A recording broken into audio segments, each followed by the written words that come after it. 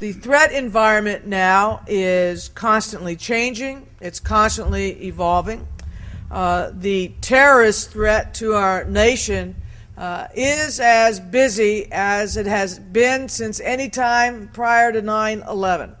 The difference is that instead of one core al-Qaeda group, we now have many al-Qaeda groups or al-Qaeda inspired groups, including, for example, AQAP, which has been centered in Yemen, which has been one of the busiest ones in terms of attempts on the United States since I have been secretary.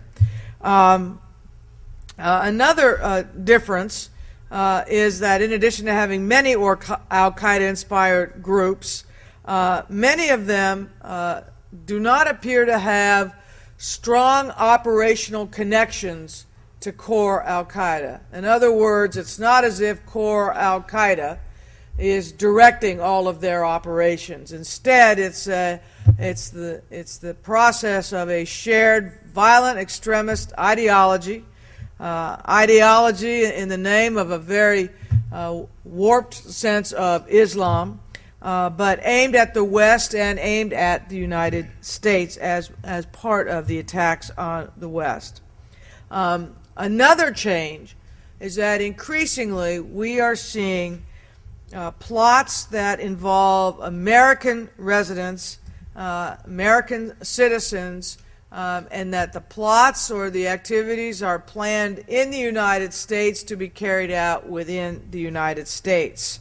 And that means, for example, that all of the mechanisms and protections we have put in place to protect aviation, international aviation in particular, to protect cargo coming into our seaports and the like, that deals with one form of terrorism, but now we've got the so-called homegrown and the homegrown violent extremists to deal with as well. So the threat picture has changed, it has evolved, and it continues to evolve. And that means that those in law enforcement, we in law enforcement, have to change and evolve as well. It has profound implications for how we secure the country. It requires us to really have a new kind of what I call a security architecture. What are the things that we all need to have and to share to make sure that we are minimizing the risk that one of these plots or attempted attacks will succeed. We are maximizing our ability to cut something off before it has the chance to succeed, and we are involving more people in that process.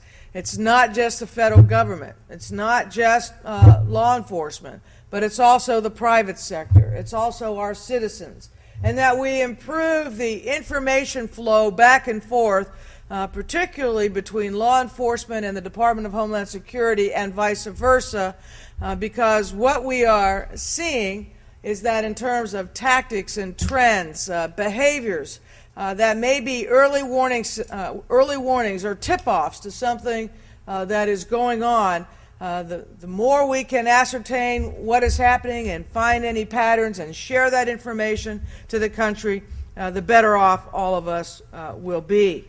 So we're in a world of an evolving threat picture, of expanding partnerships, and a world where more and more we are seeing the homegrown extremists being an issue.